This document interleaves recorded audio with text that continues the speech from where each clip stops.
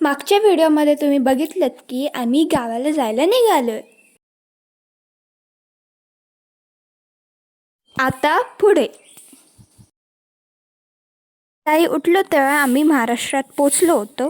मग रत्नागिरी स्टेशनवर आल्यावर आम्हाला आमचा फेवरेट वडापाव खायला भेटला, जो केरळला अजिबात भेटत नाही. नंतर मग रत्नागिरी स्टेशनवर खूप वेळ गाडी थांबलेली होती. मग थोड्या वेळानं रत्नागिरी स्टेशनवरून आमची गाडी सुटली. आम्हाला नेक्स्ट स्टेशनला उतरायचं होतं म्हणून आम्ही सगळ्या बॅगा गोळा केल्या आणि फायनली मग आमचं संगमेश्वर स्टेशन आलं. बाबा आम्हाला स्टेशनवर न्यायला आले होते. हे आहे संगमेश्वर रेल्वे स्टेशन. हे आहे संगमेश्वर रेल्वे स्टेशनचं एंट्रन्स. बघा किती सुंदर आहे. बाबा ऑटो घेऊन आलेले, तर आम्ही घरी जायला निघालो. आम्ही कोची टू कोकण प्रवास करून फायनली आमच्या घरी पोचलो. आणि ही आहे माझी आई.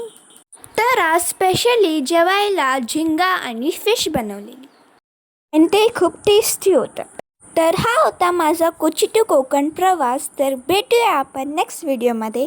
तोपर्यंत बाय, टाटा.